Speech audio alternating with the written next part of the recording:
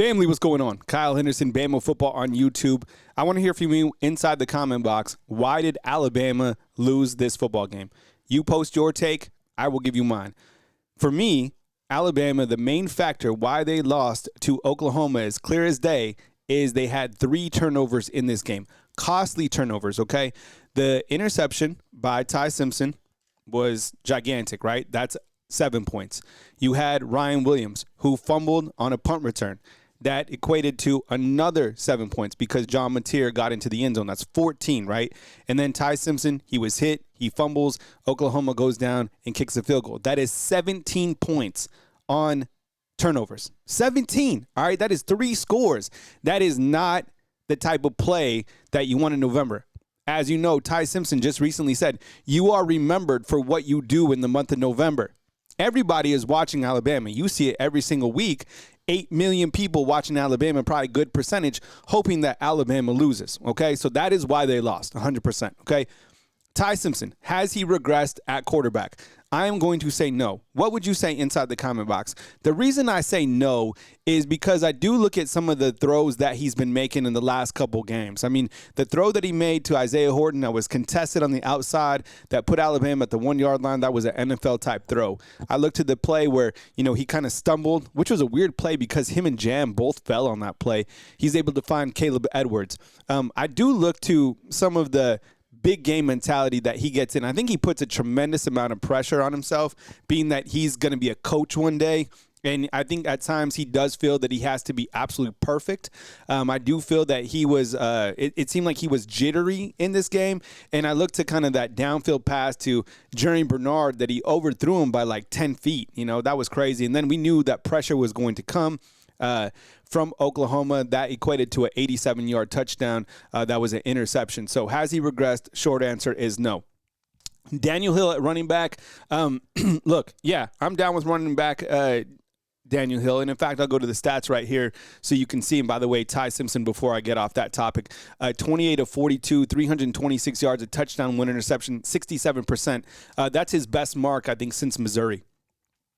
Daniel Hill had 15 carries, 60. I know we all got excited on his 28-yard run. I thought that was the best run of the night. Probably the best run that we've had, all season long from a running back outside of A.K. Deere, who, by the way, didn't play at all, right? I started kind of going away from that Thursday. I was like, man, the more that I think about it, they're not going to put a true freshman to play against Oklahoma. Daniel Hill has emerged as the team's starting running back. I did note that Daniel Hill and Jam Miller each allowed a quarterback sack. They each missed a block. That equated to a quarterback sack. With that said, I thought we saw some positives from Daniel Hill. The 28-yard run, and I do feel that they utilized him in short yardage situations, how you're supposed to utilize him, right? Ty Simpson walking like he can't hear, and then they direct snap it to Daniel Hill, and then using Daniel Hill in Wildcat as he scores 2 touchdowns on the night. So clearly he is running back number 1 now, but they did use Jam Miller sparingly. He had 8, his longest was 8 yards, and that kind of came in the later part of the game. So I don't know. The running game, it's clearly not it. I mean, you can see 33 carries for 80 yards. Oklahoma didn't run the ball that effectively either, but the running game is just not it. I mean, plain and simple. Are they still one-dimensional? 1,000,000%. This team is still one-dimensional. The kicking game, it's not even average. It's not good at all. And I don't care if it was on the snap, the hold, the kicker. It's all together. I mean, 11 of 16 at this point in the season. We knew back in March that we are going to have issues with the kicking game.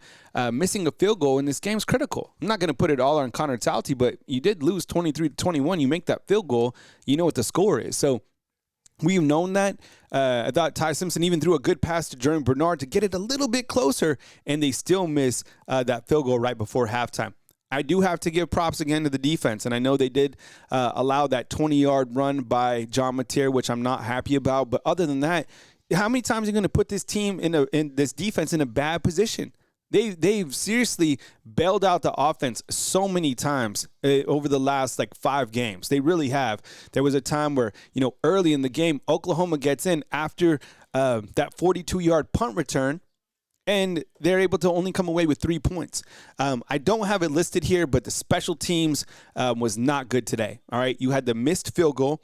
You allowed a 42-yard punt return, and you had a fumble on a punt return as well. So that is not good.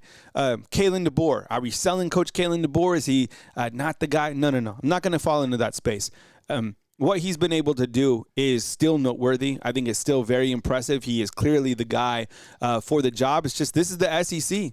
It's any given Saturday in this league, and I'm not mad about losing to a really good Oklahoma team. I mean, it's just it's upsetting. But do we throw away Coach Kalen DeBoer? No, absolutely not. It's just, look, SEC, you had opportunities. You can't have self-inflicting wounds that are the ultimate game-changing. And we haven't seen this a lot from Coach Kalen DeBoer, but you do have to figure out how to move from a one-dimensional team, getting more balance, because that's going to be critical even in these next couple games, specifically when you start to play, the rivalry game against Auburn. And then if you win that game, maybe the SEC championship. Kind of where I'm going right now is, what are the team's playoff chances? Well, still good, to be honest, right now, because if Alabama is able to win against Eastern Illinois, right, and then they beat Auburn, they're still going to play for the SEC title game. However, this Auburn game, now at the Haunted Barn, is terrifying. We all know how games go down there. When the game is at Bryant-Denny Stadium, I think it goes Alabama's way for the most part. But when the game is at Auburn, who the hell knows, honestly. And I feel that Auburn plays everybody close so far this season. So that game, you lose that game, you're out. But I was thinking about this, and I'd like your feedback on this. Let's say Alabama beats Illinois, Eastern Illinois, and they beat Auburn, right? You go to the SEC championship game, and you have 2 losses. If you lose the SEC title game to, I don't know, maybe Georgia, who's playing right now, or Texas A&M, or however it works out, if you lose that game and then Alabama finishes out making the SEC title game but loses 3 games on the season, are they kicked out of the playoffs? Maybe they'll just be on the road for that opening game. I don't know. Just kind of thinking far out. But it is still a 1-game season, because you do have to beat these next 2 opponents to be able to get into the SEC championship game. Has Bama peaked? This question got me off guard. Somebody asked it during the live. What do you think? Has Bama peaked?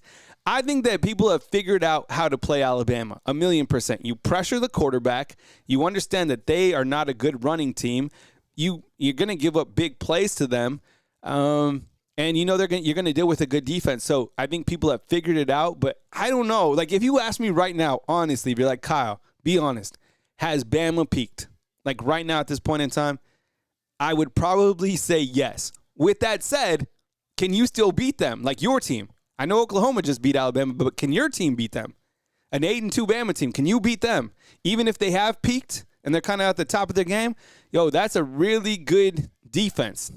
And the offense can manufacture some points, okay? And we know the special teams is kind of in a dicey spot. But anyways, those are my post-game thoughts against Oklahoma. And I do feel, honestly, as good as Oklahoma is, I do feel that if Alabama was to play Oklahoma 10 times, Alabama probably wins 70% of the time, maybe 80%. They're a better team. I mean, look, I'll go over the stats real quick before I dip out. I mean, every single facet, they pretty much won. And I go kind of to these team stats over here, right? They had 406 to 212, passing yards, way more. They even had more rushing yards. Penalties, Alabama only has 3 penalties in its last 2 games, which is crazy. They had more first downs. They were better on 3rd down, I guess. They went for it on 4th down. They had more total plays, more average. They literally won in every single aspect. Oh, outside of red zone, where Oklahoma is now 31-31, they won time of possession. They also, but this is it right here. You lost on the turnover battle, and that was the difference. You lost on sacks and tackles for loss. But overall, I mean, you won on pretty much every single facet. So Alabama now 8-2. Get ready for Eastern Illinois, and then the big win against Auburn on the back end. Kyle Henderson, I appreciate it. Thanks for kicking it with me right here on Bama Football on YouTube. Drop your comments inside the comment box. Outside of the turnovers, why did Alabama lose? I want to hear from you.